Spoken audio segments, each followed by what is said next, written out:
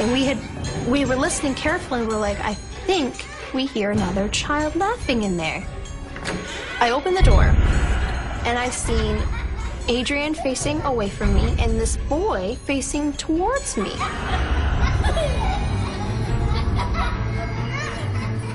I've often wondered about the closet, whether it was watching too much sci-fi, maybe it was a portal.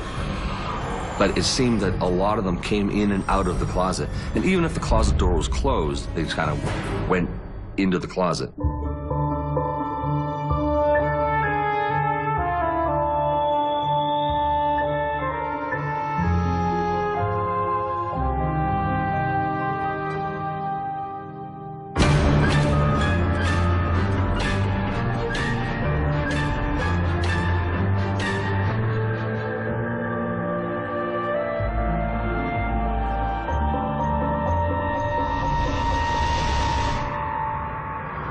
My son's name is Adrian. I'm a single mother, and I spend the majority of my day playing with him and interacting with him.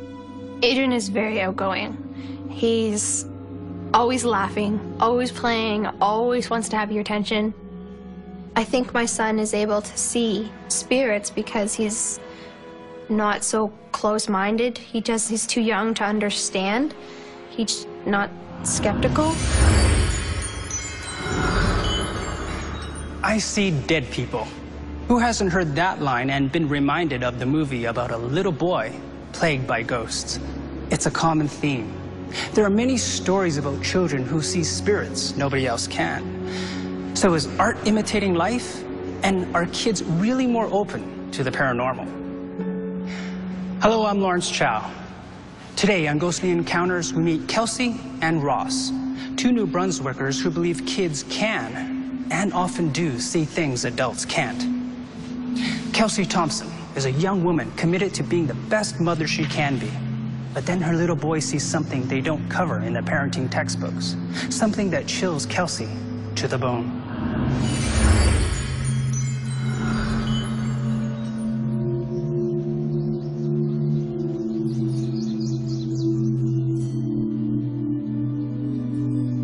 I moved into an apartment building that my sister and her kids have lived in for 7 years. When I first moved into my new apartment, I was moving in my furniture and I was getting things set in, and my son took, the first time he walked into the apartment, he walked right through the door, walked right past the living room and went to this little nook in the wall, this little corner. And he just looks up to the ceiling and he says, "Hi." I thought that was weird, but at the time, you're busy, you're moving into your apartment, and you're like, it can really bothered with him just saying hello to the wall. So, he's definitely interacting with something that I can't see. That was pretty much just the first thing that happened.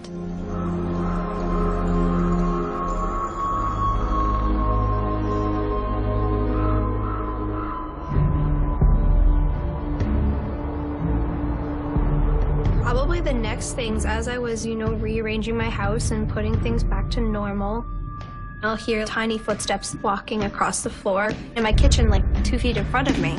And normally when I hear the footsteps, my son starts talking. He'll start talking to something.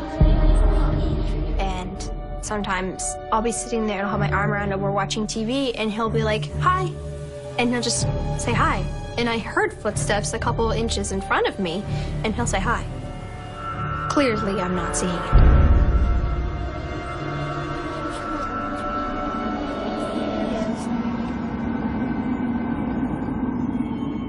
And then I was getting lunch ready. Adrian was playing with the trucks and stuff.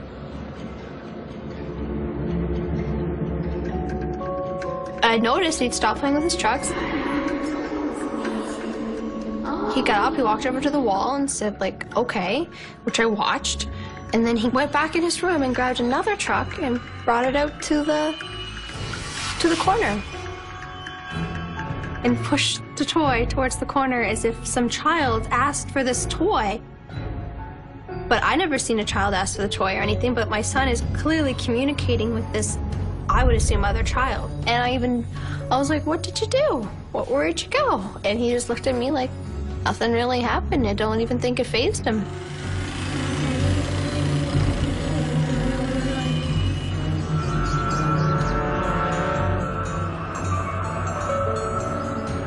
Well, sometimes it could be in the middle of the day, and I would have to change my son.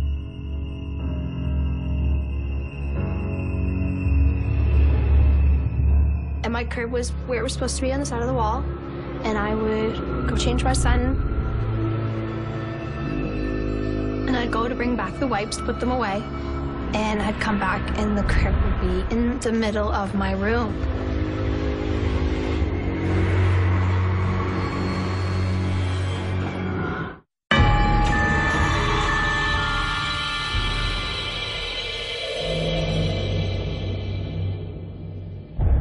Sometimes it could be like 2 o'clock in the afternoon, and I would have to change my son's bum or something, and I'd go in the bedroom, and my crib was where it was supposed to be, on the side of the wall. And I'd go to bring back the wipes, put them away, and I'd come back.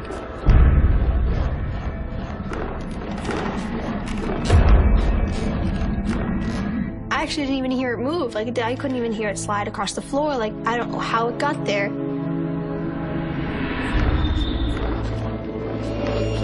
Sometimes it's been just pointed out this way, sometimes it's been against the other wall, sometimes it's been pushed against this wall, and sometimes it's just plainly be in the middle of the room. My crib moves constantly.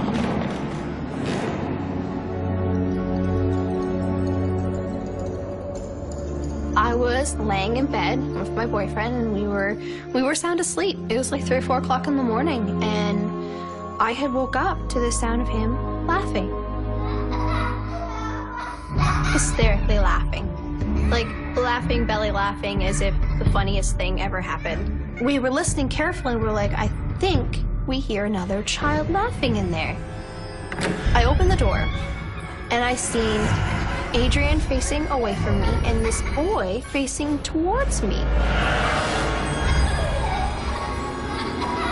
They didn't look normal. I mean, he looked dead. I screamed my bloody head off for a second. I reacted like as if there was something horrific, and he looked at me calmly. It didn't seem like I scared him. He just was very plain, like he didn't understand why I was scared. He just looked at me like he was just supposed to be there, like why, like as if I would have walked in and just seen my son. And just here he was gone. I grabbed my son and I held him and I tried to make sure that he was okay, because I mean, there was a ghost like 2 inches away from his face. I picked him up and he was looking at me like, why are you upset? Everything's fine. Like, I was really scared, because at first I was like, okay, well, this is definite proof. Okay, he is talking to something. And I only held him for like 5 minutes, and then I was like, okay, well, you're obviously fine. So I put him back, just closed the door, and wanted to see if he'd go back to sleep.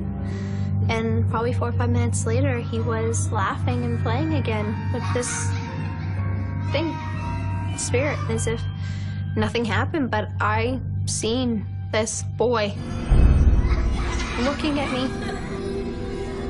So I know there's something in his room that plays with him at night, and this happens frequently. Like, I don't think I've ever gone 3 nights in a row without him playing with this boy in the night. I think in the end I've accepted it, because I don't think I can make it go away. Adrian appears to have a friendly, ghostly playmate, but Adrian is very young. One has to wonder if he'll still see Jack as he grows older. Our expert Patty Allen tells us children under 5, like Adrian, are the largest age group to report seeing ghosts. But the older they get, the less likely they are to admit to having had a ghostly encounter.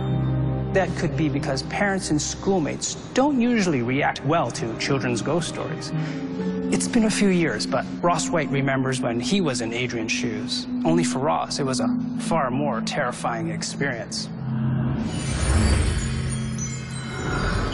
Yeah, there's lots of ghosts and ghost stories in the St. John area. There are several ghost stories on the west side. I know down on Lancaster Avenue, just down over the hill from here, there's a house that is notorious for being haunted. Then there's the old lady that they say walks the streets on foggy nights. People will say that they see a lady walking towards them in the fog, and then she disappears. And then there's a place where we lived on Bonavista Avenue, which I don't know if it's so haunted, but growing up there, what I found was whenever I woke up, and I didn't wake up every night, but whenever I woke up, I would see what I called shadow people walking in and out of my room.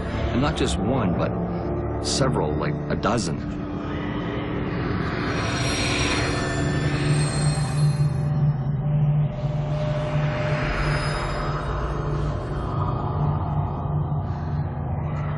I never even really felt a sense of anybody being there. I could see them, but I couldn't feel any presence. And I do remember the first time I was terrified. So as you know, as a kid, you're laying in bed, you don't dare move, and you got one eye half cracked open because you want to see what's going on, but you don't want to let anybody know that you're actually awake. If there was no one close to me, then I'd have my eyes wide open, looking at, watching them back and forth, back and forth. You could tell from the shadows that, you know, they had noses and eyes and face and hair and hats and coats, but I knew right off that they weren't people.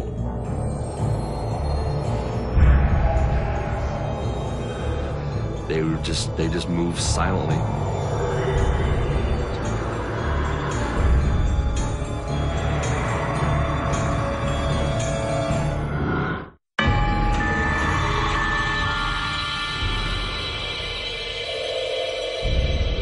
I would see what I called shadow people. They just moved silently, and they'd walk in my room and kind of walk into the closet, and then they'd walk out of the room. It was like a party. It was rotating in and out constantly. But it seemed that a lot of them came in and out of the closet, and even if the closet door was closed, they just kind of went into the closet. I've often wondered about the closet, whether it was watching too much sci-fi, maybe it was a portal. I don't know. I don't remember the word ghost coming into my mind. I never really understood what they were, but they were real, and to this day, it is in my mind that they were real and they were there.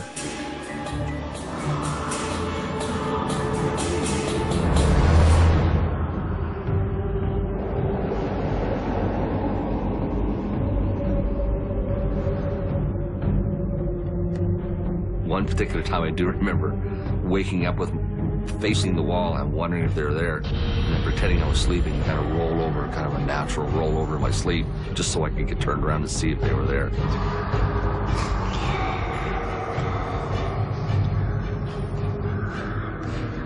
And somebody walk by my bed.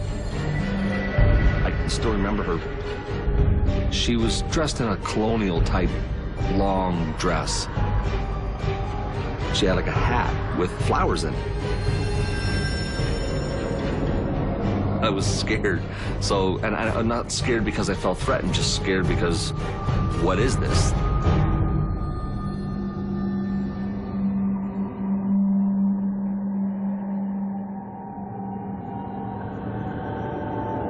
She would stop beside my bed and look down and look a little bit back and forth. The fact that she would stop and look initially scared me more because one of these things was stopping and looking at me. I could tell that she was curious, but sometimes whenever she did stop, it was almost like she was stopping to check on me, maybe. I think possibly maybe it's the womanly, you know, parental sort of thing, looking after the children to make sure they were okay. I really don't know why.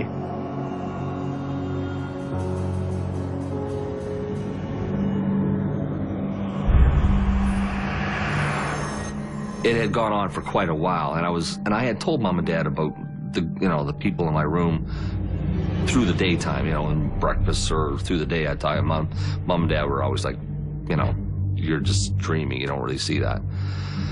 This one particular night, I was afraid, but I wanted to go tell them that, you know, these people are in my room.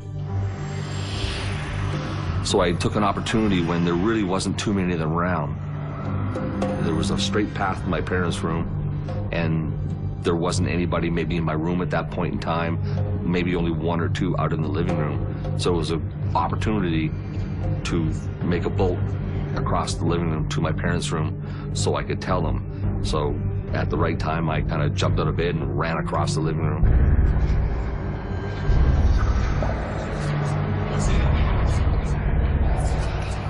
Woke up my father and said, "They're in my room again." And I said, "You know, come see, like, they're out there." So he got out of bed and we went out into the hallway.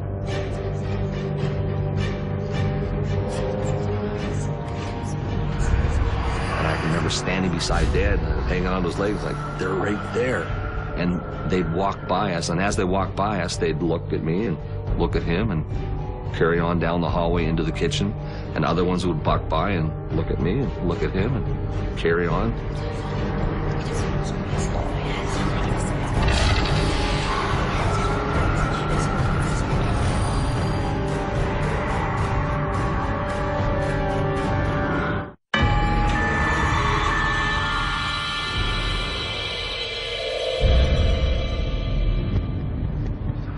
Woke up my father and said, "They're in my room again." And I said, "You know, come see, like, they're out there." And I'd say, "They're right there." He's like, "I don't see them." My father's a very logical person. He said, "I don't see them." I said, "They're right there." So finally he said, "Well, here, come sleep with us tonight. Like, there's nobody here, so, you know." I just couldn't understand why he couldn't see them. I think that children their minds are wide open. And so if there are things like that, or there are phenomenon, children's minds are sponges, and they're wide open, and they're not influenced by, no, there's no such thing. So I think that's why a lot of times you'll have children seeing things like this, and not adults. As time went on, I realized that they weren't going to do anything. There was no noise, there was no knocks, there was no shuffling. They just moved silently, and they were there. That went on the whole time we lived there. Once we moved, a year or so later, I've never seen them since. I never saw them before, and I've never seen them since. But to this day, it is in my brain. I can see them as if it was yesterday. In 1989, I was a service manager for a refrigeration company. And I didn't do the domestic calls at that time, but I saw this service call come in for Bonavista Avenue. I thought, hey, that'd be neat. I haven't been to that place in a long time. So while I'm fixing the fridge, I'm talking to the tenant. And I said, "You know, I used to live here when I was 4 years old." He said, "Oh, yeah?" I said, "Yeah." I said, "It really hasn't changed much." He said, "Oh, yeah." He said, "Well, we've only been here for about 6 months, but we're moving." I said, "Oh, why?" He said, "My wife's all freaked out. My daughter keeps coming into our room every night saying there's people in her room." And I looked at him and I said, "Shadow people?" And he looked at me and he said, "Yeah."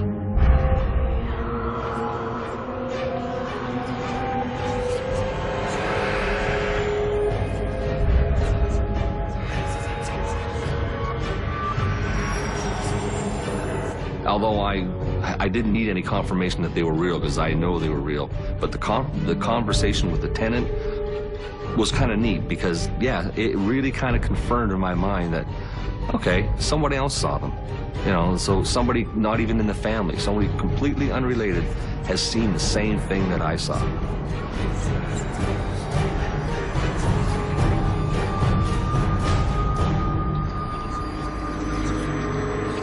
And that really struck me, like, you know what? I really was seeing them.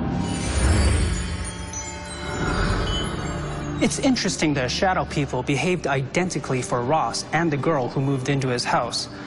Our experts say that when apparitions repeat the same motions time after time, it's known as residual ghostly action. Ross was probably lucky to have his childhood story corroborated. As a boy, his parents didn't believe him. They couldn't see what he saw. So while he never doubted his experience, he was never absolutely certain either. Hearing about the little girl's encounter gave Ross the affirmation he needed. Our experts tell us it's crucial that if a child says he's seen a ghost, his parents do not dismiss the experience. Something occurred that made the child react, made his heart pound, kept him awake at night. Whatever the source of the fear, a frightened little boy or girl needs comfort, not dismissal. I think that as we get older and get, you know, people put things in our heads, like ghosts are not supposed to be there or they're not real. I mean, we probably change our outlook on things to not be made fun of if we say we believe. But to, I think, a child, another person or another child standing in front of him would probably be just as equal as another child from like a daycare standing in front of them. I don't think they actually understand the difference. So I think because they're so open-minded that maybe they're more susceptible to seeing stuff like that. As an adult, I think it would be kind of neat if I did see them again. I've often wondered what it would be like to go spend a night in that house, because my mind is open to the fact that they were there. It's not that if I disbelieved that they were there, I may not be able to see them, but I know they were there. And, to this day, it's etched in my brain that they were real and they were there. So I've often wondered as an adult, if I stayed in that night in that house, whether I would see them or not. It'd be interesting.